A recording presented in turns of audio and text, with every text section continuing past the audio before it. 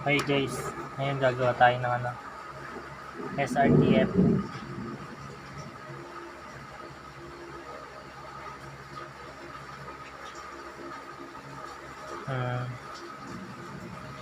Para ng EDI AP, arrival line, MCD, CPU burst, then A, B, C, D. Dapat lang ang gawin natin kasi para maintindihan nyo ng maayos. Arrival time, gawin natin 0, 4, 6, 5 na lang, 7. Value, sabi natin 9,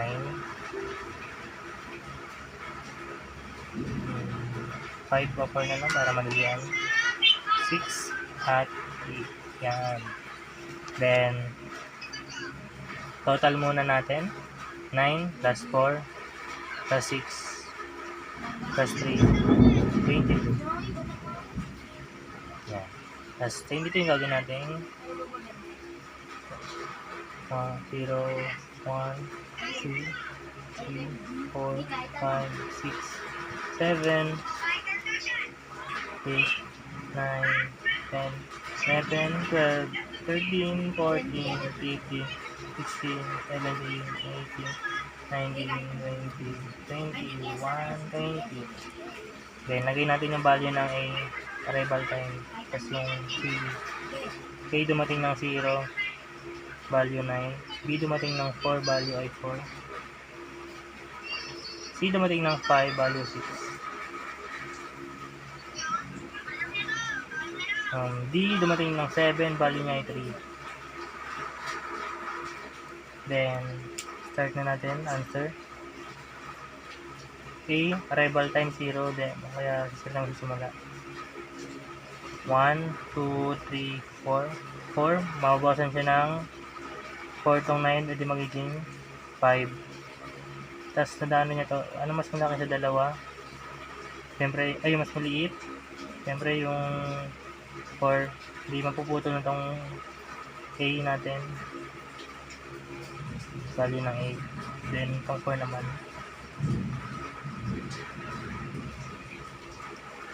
Bam.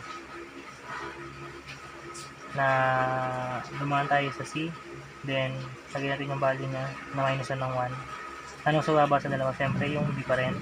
Ay, B yung dire-diretso lang. 1, 2,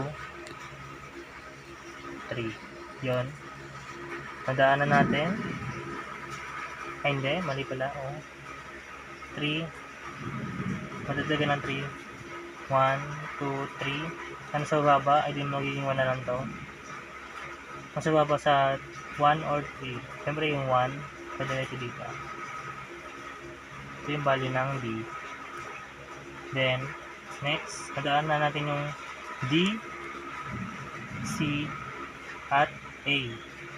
Ano mas baba sa tatlo? Siyempre yung C, yung D. Kaya, 1, 2, 3. Yan.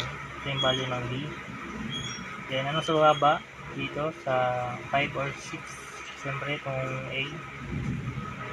1, 2, 3, 4, 5. Yan. So, natin ang value. Then, ito na yung C. 6.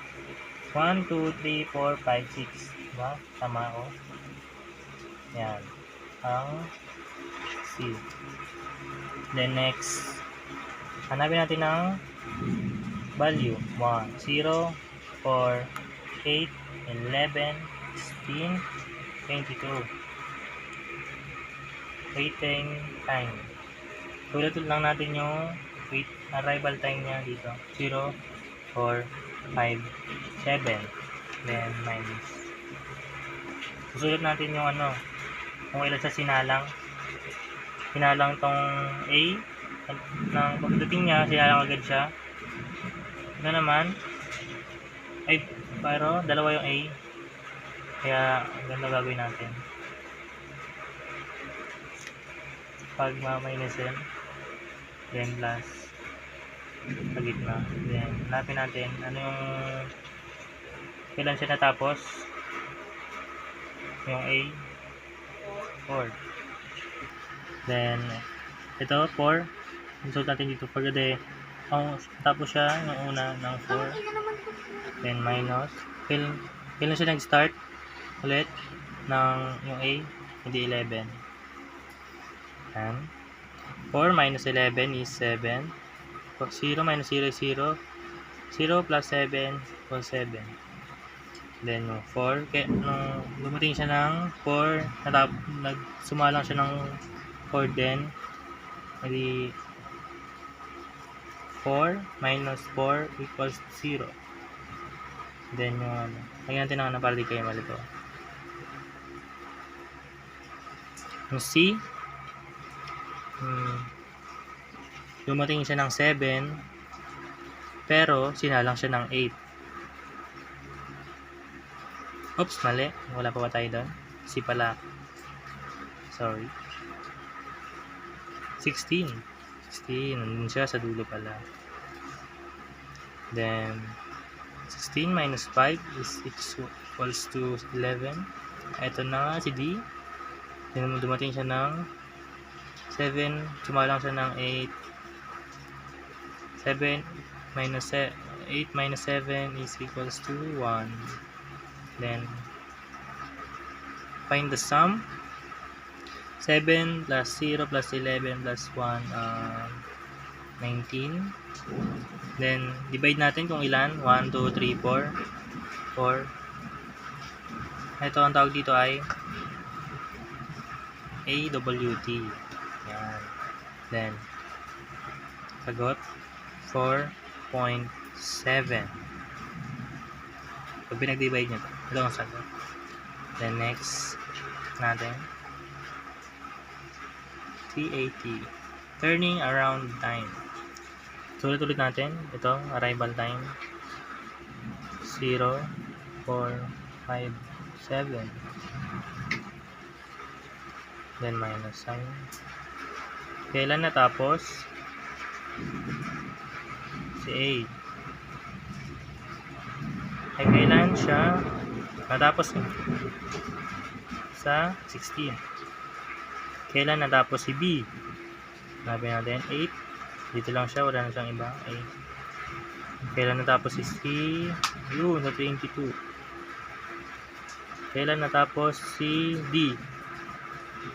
Sa 11.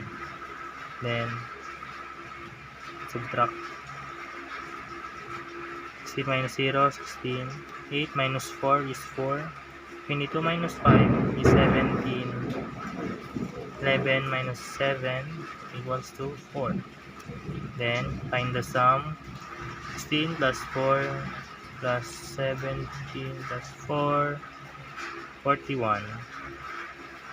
Divide sa 1, 2, 3, 4. Apat ulit. Then, para di kayo malito, divide